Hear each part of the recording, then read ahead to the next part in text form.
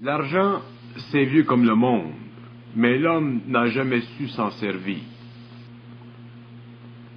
La preuve, il a mené au pouvoir de l'homme sur l'homme. L'argent en lui-même n'est que matière, mais sa représentation est énergétique. Et c'est au niveau de sa représentation que tous les hommes en sont esclaves et rendent les autres esclaves. L'argent ne devrait que servir les intérêts personnels de l'homme, intérêts liés à son intérêt vital. Mais l'homme ne connaît pas son intérêt vital à cause de son ego insécure. Alors toute manipulation d'argent par l'ego inconscient engendre l'insécurité, car l'ego est sans sécurité matérielle s'il ne cherche pas à s'accaparer de l'argent. Le cercle vicieux est tellement puissant que l'argent existera sur la terre, dans une forme ou une autre, tant que l'homme n'aura pas passé à l'éthérique. Le pouvoir psychologique de l'argent est tellement puissant qu'un homme sans argent se voit incapable de vivre sur la terre, car toute la terre est divisée en régions contrôlées par l'argent. Alors, celui qui n'a pas d'argent doit travailler pour celui qui en a, afin d'avoir accès à une parcelle de cette région. Ainsi, c'est le cas du loyer. Mais le loyer n'est pas la seule nécessité que crée l'empire de l'argent. Le vêtement et la nourriture sont deux autres aspects aussi importants.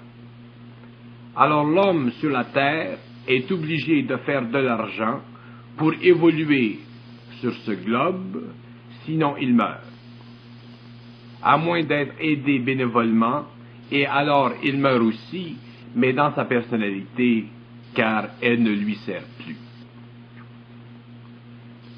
Nous nous intéressons au problème de l'argent vis-à-vis l'homme qui va vers la conscience, car cet homme aussi, comme tous les hommes, ont besoin d'argent. Mais il se produit un phénomène particulier chez cet homme, lorsqu'il entre dans la phase spirituelle de sa conscience. L'argent n'est plus aussi important pour lui, car il l'a remplacé par une autre valeur, la spiritualité.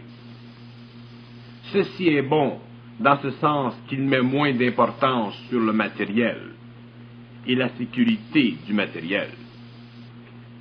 Mais il fait le même parallèle dans la spiritualité qu'il faisait avec l'argent dans son état nouveau.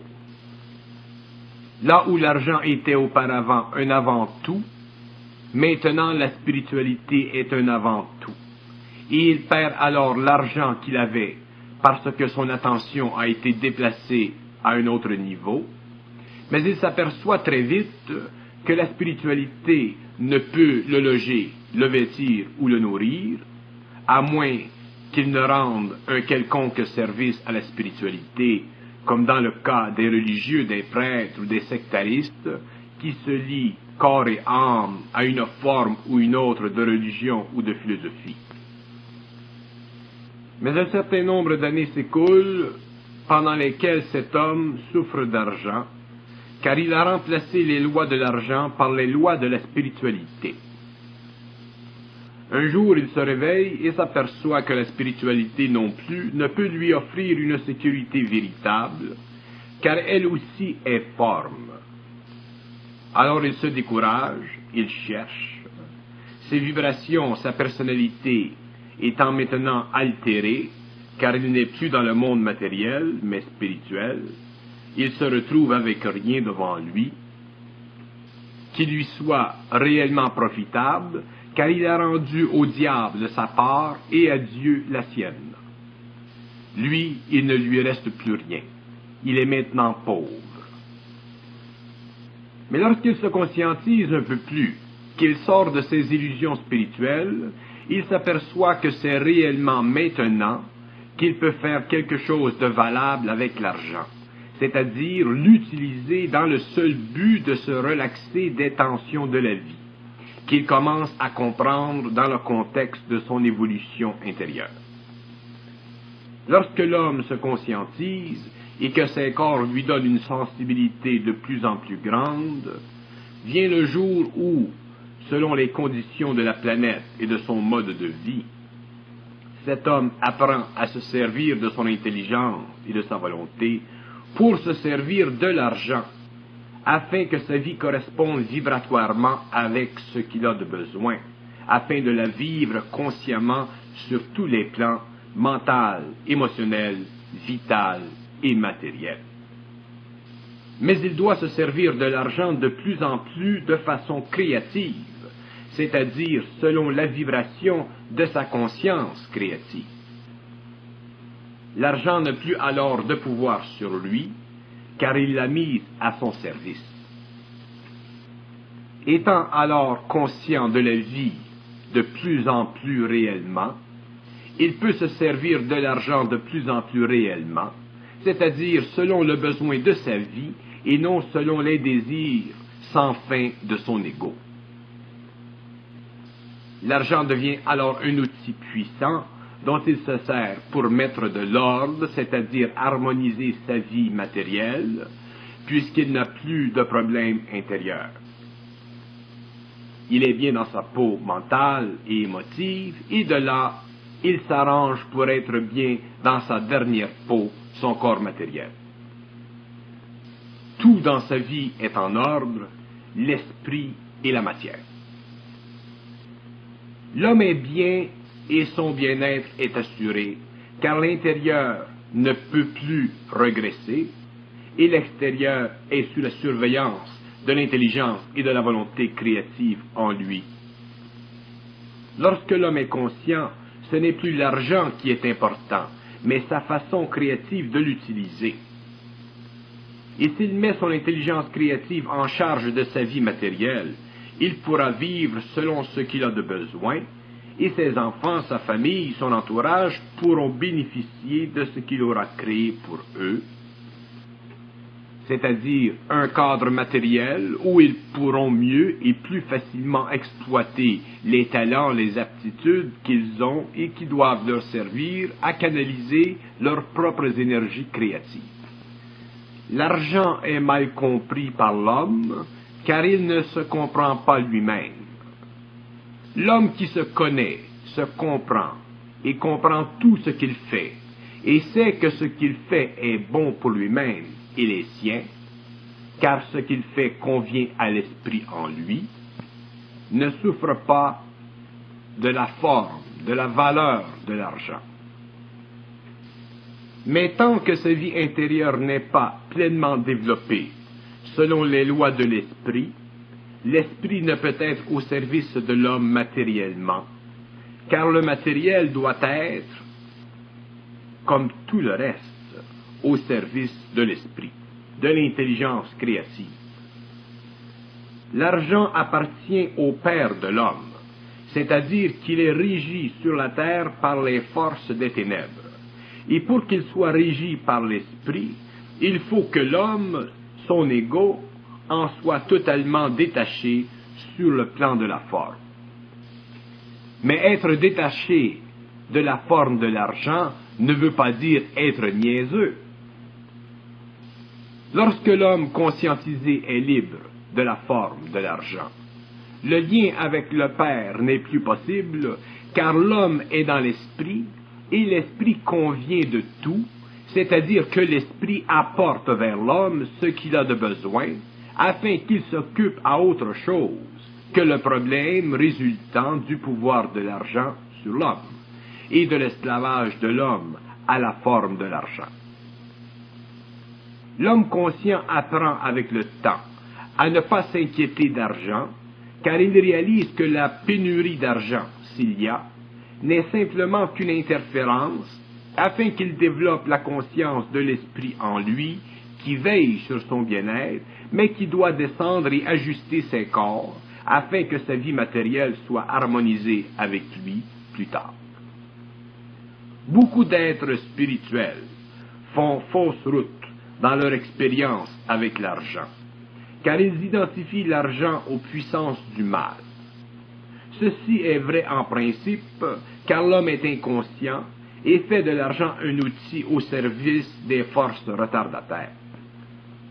Mais il doit aussi comprendre que le bien-être matériel est une condition de la vie et que cette condition peut facilement lui échapper s'il ne réalise pas que son ardeur spirituelle est une étape temporaire de sa vie qui mènera à une vision plus complète des choses lorsque l'intelligence créative et la volonté créative seront manifestées en lui. Et son expérience spirituelle, si elle déborde sur les vastes plaines de l'intelligence créative, se verra transformée afin de produire la grande maturité supramentale de l'homme, où tout, même l'argent, est vu d'un angle purement créatif et essentiel à la condition présente de vie sur Terre. L'argent en tant qu'outil, le développement complexe de son mouvement et de son dynamisme, reflète une grande intelligence chez l'homme. Mais la passion avec laquelle l'homme cherche à se l'approprier constitue un des graves dangers que court l'homme, car l'argent peut servir et détruire.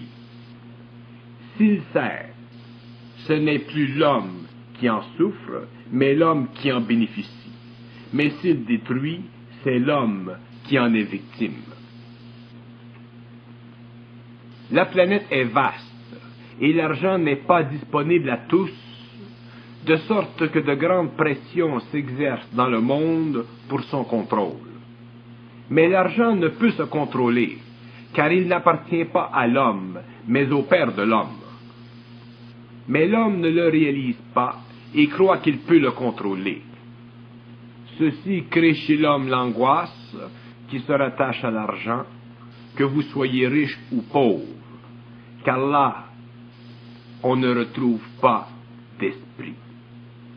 Il n'y a que nature humaine, et la nature humaine ne peut par elle-même, même si ses intentions sont bonnes, contrôler ce qui est sous le contrôle voilé, mais évident, du Père de l'homme.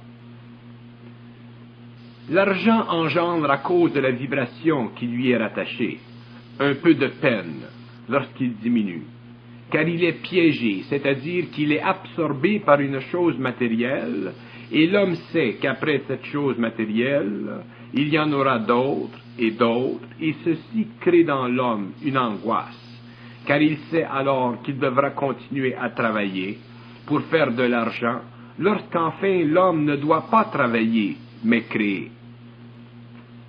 C'est pourquoi il y a toujours de la tristesse rattachée à l'argent, après la joie qu'il procure à l'acquisition. C'est pourquoi l'homme qui se conscientise entre dans l'intelligence créative et réalise que sa vie matérielle, son intérêt vital, est directement le produit de sa capacité de se servir de l'argent créativement, afin qu'un jour il puisse travailler créativement et ainsi faire de l'argent créativement, pour se construire de plus en plus un environnement matériel fixe et sous son contrôle créatif. Lorsque l'homme est suffisamment dans la conscience créative, il s'aperçoit que l'argent est puissamment lié à des interférences qui servent à élever son niveau de conscience et qu'une fois cette conscience élevée, le problème humain de l'argent n'existe plus, car l'intelligence dirige créativement l'homme et s'occupe d'harmoniser son matériel avec son intérieur volontaire et intelligent. Si l'homme se servait de l'argent créativement, il n'y aurait pas de pauvreté sur la terre, car l'intelligence créative est infinie et créerait un équilibre parmi tous les hommes. Mais ceci est impossible aujourd'hui, car les hommes de la terre font partie du cycle d'involution, c'est-à-dire du cycle où l'ego est maître et non la lumière. L'homme conscient, par contre, réalise rapidement l'illusion de l'argent, mais il doit aussi réaliser l'illusion de l'argent. Et c'est à partir de ce moment qu'il commence à se servir créativement de l'argent et que ses liens avec les êtres conscients ne sont plus une question d'argent, mais une question de conscience. L'argent alors ne divise plus et ne crée plus d'envie, mais aide à former une base solide pour une vie matérielle solide, afin que l'être conscient puisse s'occuper à vivre plutôt qu'à travailler à la sueur de son front pour vivre. Tant que l'homme conscient travaille pour faire de l'argent, le travail doit être à sa vibration, car l'harmonie doit exister entre la qualité du travail et sa rémunération, car sans cela, l'homme ne fait qu'un travail machinalement, il ne peut l'aimer. Et si l'homme n'aime pas son travail, il ne peut aimer l'argent qu'il fait de son travail, car il n'y a plus de richesse véritable dans son argent. Il n'y a qu'un pouvoir d'achat qui disparaît avec l'achat. De là, la tristesse rattachée à l'argent et la fausse joie après l'acquisition qui ne dure qu'un moment. Tout est vibratoire dans la vie. Et tout doit être en harmonie vibratoire, car tout fait partie de la vie. Mais si la vie n'est pas consciente, ceci ne peut être compris. L'argent est comme l'eau de la rivière, c'est l'homme qui la pollue. Mais si l'homme est propre, l'eau est propre et sert l'homme. On a toujours tendance à blâmer l'objet pour ne pas attaquer le sujet. Et c'est faux, car c'est le sujet qui dévalorise l'objet. Il y a des êtres spirituels qui sont les premiers à dénigrer spirituellement contre la matière représentative de l'argent. Ils ne réalisent pas que ce sont eux-mêmes, comme tant d'autres, qui ne comprennent pas le rôle et la fonction de l'esprit à l'intérieur de la forme de l'argent. Et c'est cette ignorance qui fait que l'on voudrait que des êtres se dévouent pour rien, gratuitement, quotidiennement, pour eux, parce que justement ils sont inconscients de leurs illusions qui découlent du fait qu'eux-mêmes polluent la valeur représentative de l'argent, car ils sont liés à la forme de celui-ci. Ça va loin, l'illusion de la forme, et la plus grande, la plus puissante est liée à l'argent. Tant que l'homme conscient ne se libérera pas de l'illusion de la forme vis-à-vis l'argent, il sera incapable de s'en servir créativement, car il croira que l'argent est important, lorsqu'en fait l'argent est nécessaire, et de là tire son esprit. Car il y a de l'esprit dans l'argent, et l'homme ne connaît pas l'esprit de l'argent, car il ne connaît pas son propre esprit. Et pour comprendre l'esprit de quelque chose, il faut être soi-même dans l'esprit. Si l'on veut comprendre l'esprit d'un soulier, d'un pantalon, d'un auto, d'une maison, d'un travail, il faut être dans l'esprit, car l'esprit connaît et sait l'esprit de tout, de la tombe ou de l'argent, du soulier ou du mariage. Tout doit être compris selon l'esprit pour bien vivre, et vivre selon les lois de l'esprit. Et il en est ainsi de l'argent. Ce fameux argent dégonfle tout le monde, car tout le monde est dégonflé. Il n'y a plus d'esprit dans l'homme, seulement de l'ego. Lorsque l'homme conscient comprend les lois de l'esprit, car l'intelligence créative éclaire son ego, l'argent n'est plus un problème spirituel pour lui, car il n'est plus sous l'impression spirituelle, qui ne comprend pas le rôle et la fonction de l'argent dans le cadre de la civilisation présente.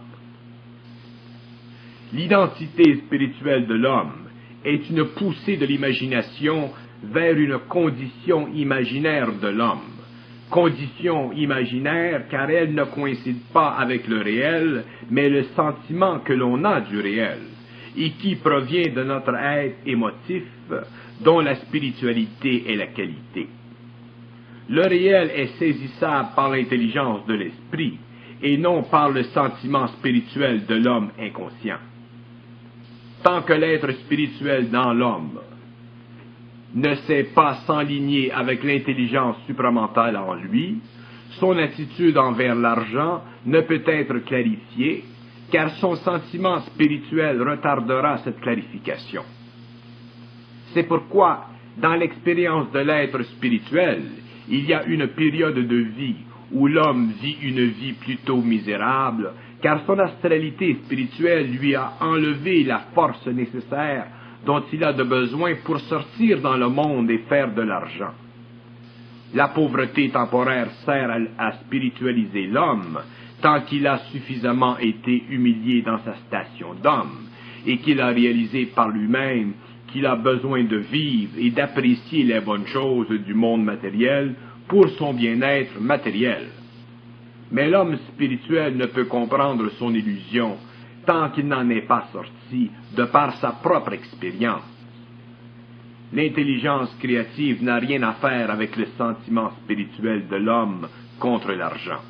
C'est son illusion et il doit le dépasser. Tant que l'homme est sur le plan matériel, il doit vivre à l'intérieur des lois planétaires qui régissent l'argent. C'est sa conscience qui lui permet de ne pas être esclave de la forme de l'argent et de s'en servir afin de vivre convenablement. Vivre convenablement veut dire vivre selon un certain ordre, et cet ordre est déterminé par son intelligence créative et non par l'ego.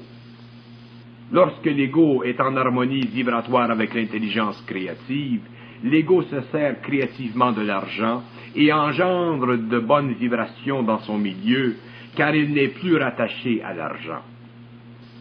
Un homme conscient n'est pas attaché à rien, car le lien astral sur la forme a été rompu, ce qui lui donne une liberté totale d'action vis-à-vis n'importe quelle forme, quelle que soit la forme.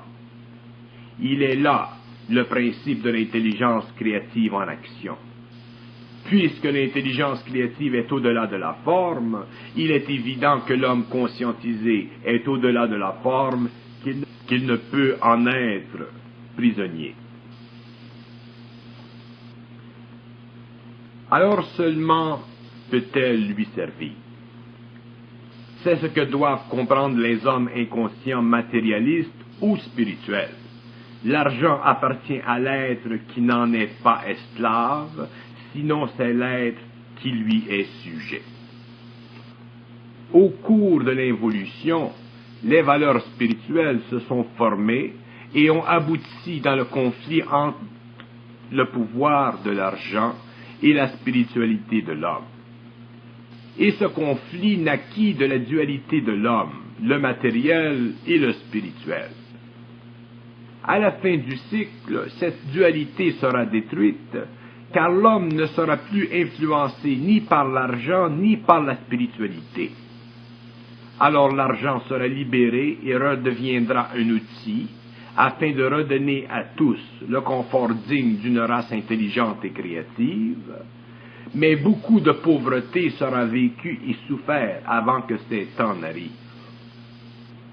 Et lorsque ces temps seront arrivés, l'homme se servira de tout et ne sera plus esclave. Je parle naturellement des hommes qui entreront dans la conscience supramentale. Car la conscience supramentale descend sur la terre et bouleverse tout, même la forme la plus stable de l'involution, forme dont la liaison avec le pouvoir exclut la majorité, mais tant que la conscience n'aura pas régi l'intelligence de l'homme, il y aura sur la terre de la pauvreté. Mais ceux qui comprendront, parce qu'ils auront été élevés en intelligence et volonté, ne souffriront pas de pauvreté, car la pauvreté est karmique, et seule l'intelligence et la volonté peuvent détruire cette condition de l'homme. L'argent, aujourd'hui, détruit le sentiment de la bonne grâce, c'est-à-dire de la bonne vie, car la vie est une grâce, c'est-à-dire qu'elle est le passage d'une énergie infinie Et ce passage, pour ne pas être troublé par l'argent, doit être parfait, c'est-à-dire que l'homme doit comprendre que tout ce qui vient vers lui, même l'argent, fait partie de cette grâce de la vie, et il doit l'apprécier à sa juste valeur. Et tant qu'il n'est pas dans l'intelligence de la vie, et qu'il n'en comprend pas les lois, il ne peut apprécier l'argent en tant que tel, car son sentiment spirituel, qui ne fait pas partie de l'intelligence de la vie, mais du sentiment de la vie, est incapable de se diviser entre lui-même et la vie.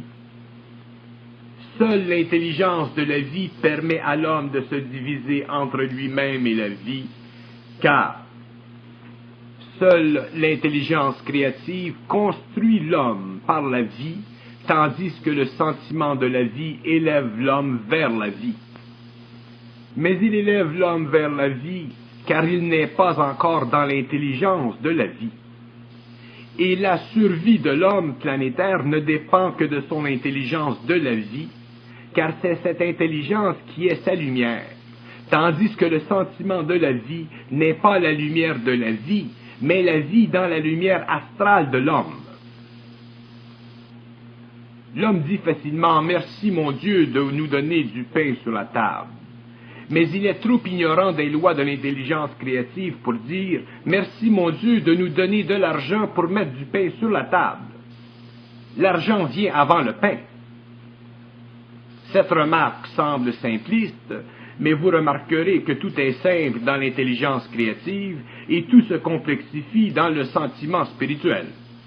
Autrement dit, on est plein de merde et on se rend compte des histoires, car on n'est pas réellement intelligent, mais on est ignoramment spirituel.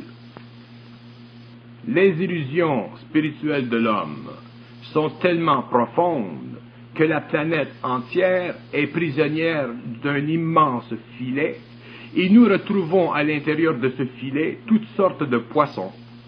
De gros poissons, les gens qui ont de l'argent et qui s'en servent inconsciemment, qui mangent une multitude de petits poissons, tous les gens pauvres. Mais les petits poissons ne sont pas assez intelligents pour repasser par les petites ouvertures du filet, pour retourner à la grâce de la mer, à la grâce de la vie. Tant que l'homme spirituel ne sera pas dans l'intelligence créative, et qu'il empêchera cette intelligence de traverser l'intellect, il ne pourra bénéficier à sa juste mesure de l'abondance que peut lui offrir la terre, car il dépendra de ses faux sentiments, même si ces derniers sont sincères et puisés dans une philosophie spirituelle élevante. L'homme spirituel doit être réaliste.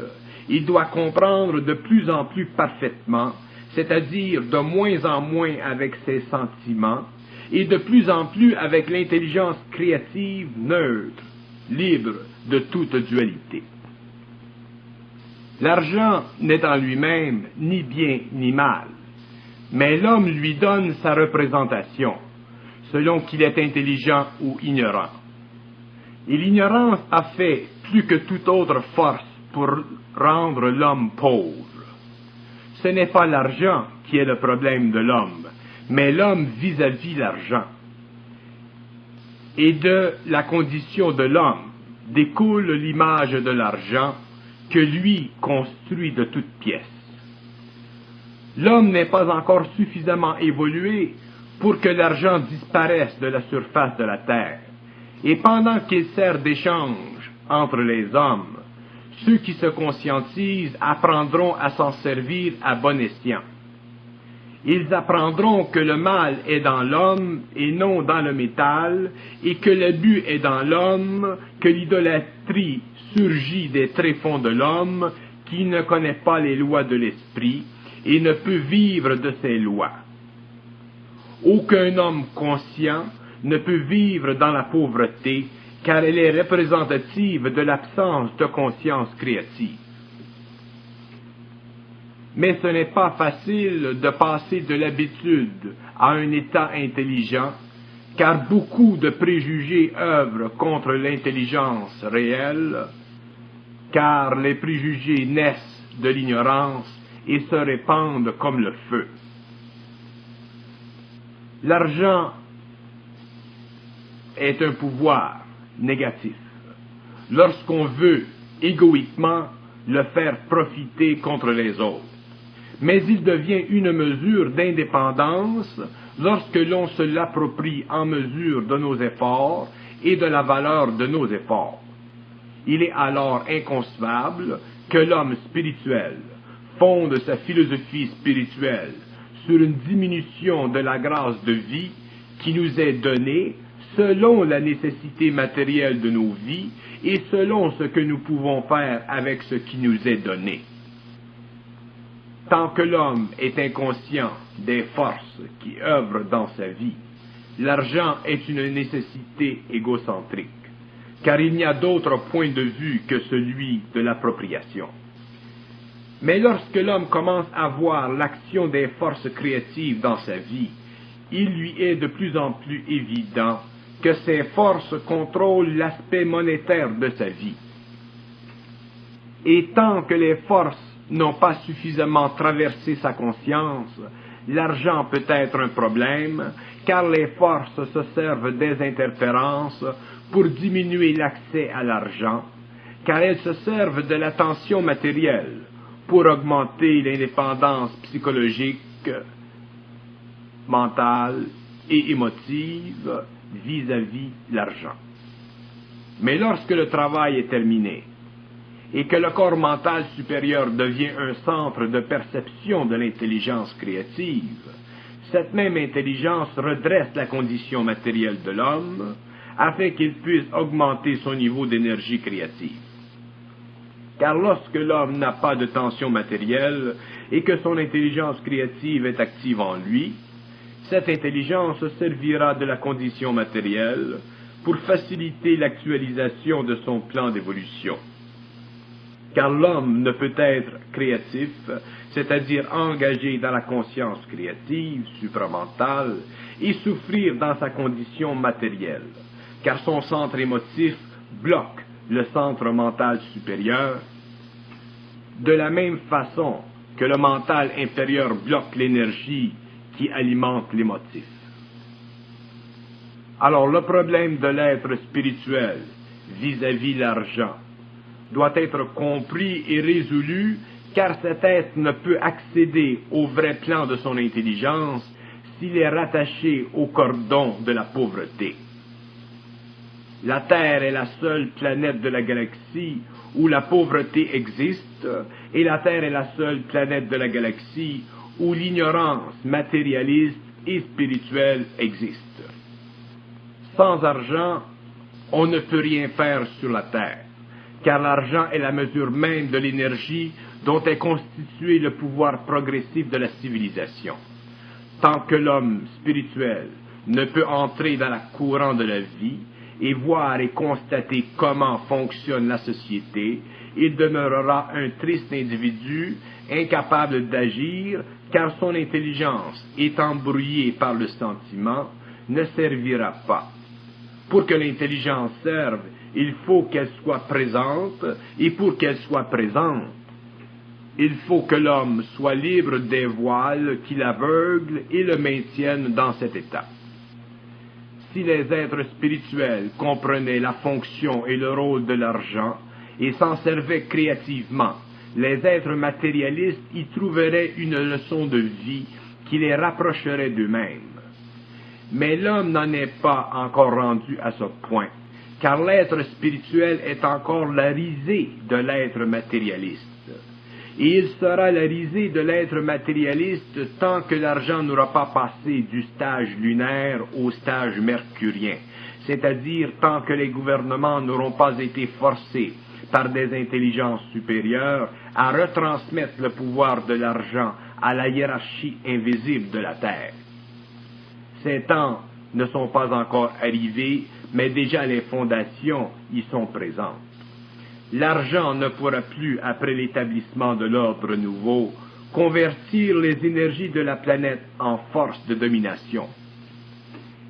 C'est-à-dire que les hommes seront pour la première fois libres socialement du pouvoir de l'argent, qui est sous le contrôle des forces qui cherchent à détruire l'humanité et à rendre l'homme esclave de la machine mécanique, car la machine est le produit de la science plutonienne sur la Terre, et l'homme ne réalise pas que cette science, malgré ses progrès, ne représente que la première phase de l'extinction de l'humanité. L'humanité est une masse d'énergie, et cette énergie peut être transformée au profit de la machine mécanique, selon que le pouvoir de l'argent puisse demeurer sous le contrôle de l'ego, qui sert les intelligences occultes plutoniennes inconsciemment, qui font passer leur science par le cerveau de l'homme en se servant de l'argent pour que l'homme exécute leur plan d'involution. L'homme a beaucoup de choses à apprendre. La science matérialiste de l'homme ne peut avancer sans le pouvoir de l'argent, et il faudra un jour que le pouvoir de l'argent soit compris intelligemment par les êtres spirituels, afin que la science et toute vie sur Terre soient stabilisées.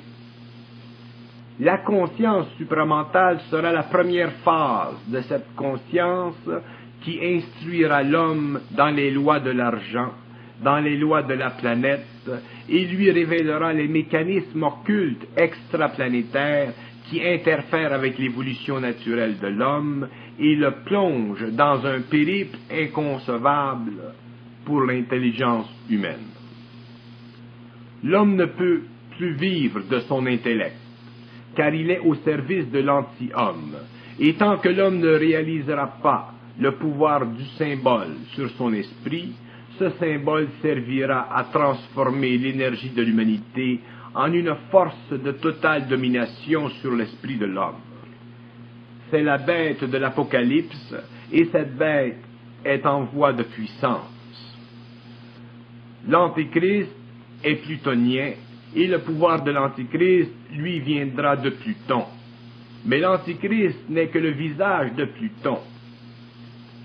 Son esprit est encore plus dangereux, car peu sauront reconnaître l'esprit de l'Antéchrist, bien que beaucoup verront son visage.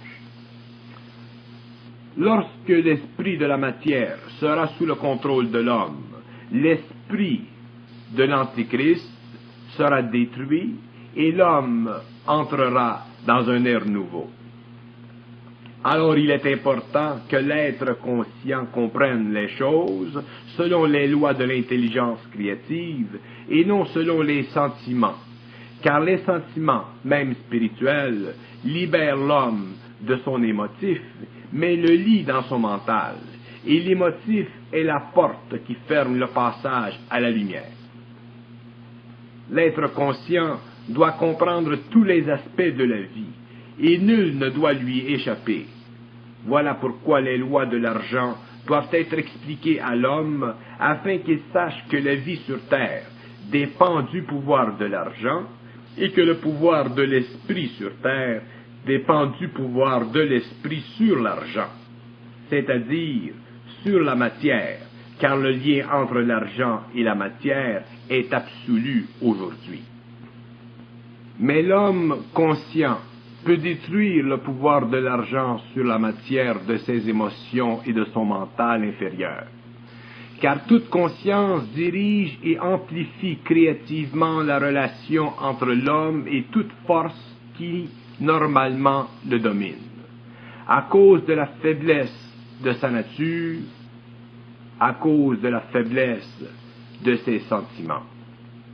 Autant il est important à l'homme conscient d'être dans l'intelligence de tout ce qui l'entoure et affecte sa vie, autant il est important à ce même homme de regarder froidement à travers ses sentiments et voir si ces sentiments, surtout ceux de nature spirituelle, se fondent avec la nature de la réalité, de la dure réalité de l'intelligence créative. Si sa nature spirituelle ne coïncide pas avec cette réalité qui ne peut être parfaitement expliquée que par l'intelligence en lui, il doit s'attendre à réaliser des choses qui ne conviennent pas avec ses émotions. C'est ici qu'il commence à grandir, car tout ce qu'il apprendra en tant qu'homme conscient dans l'avenir, ne peut coïncider avec ses émotions, ses sentiments.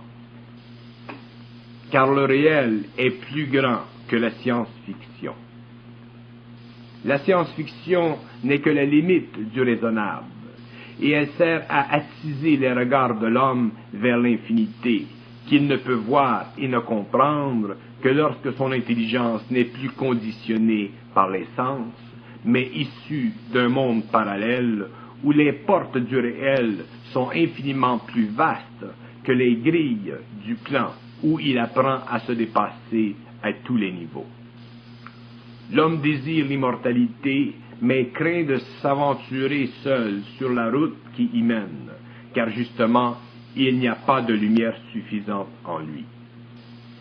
Si on la lui présente un peu, ses yeux clignotent, il a peur. Peur de quoi? De qui? De lui-même, car il ne réalise pas que son lui-même est faux et que son vrai lui-même ne peut apparaître que lorsqu'il est prêt à l'affronter. La nature de l'argent coïncide avec l'inconscience de l'homme. L'argent est le produit de cette inconscience, et l'homme ne veut pas voir l'argent tel qu'il est.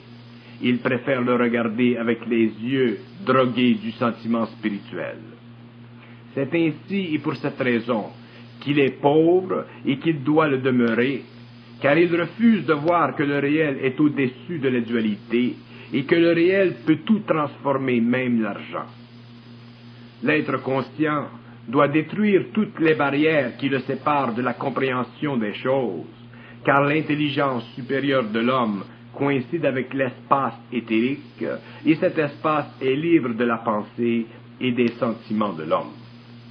Alors il faut bien regarder le phénomène de l'argent dans la vie consciente et en établir les relations véritables avec soi-même, afin que la vie consciente soit profitable à l'homme matériellement, comme elle lui est profitable intérieurement. Il doit y avoir équilibre entre la matière et la vie, car la matière fait partie de la vie. Lorsque la vie sera haute, les conditions changeront et les lois seront hautes.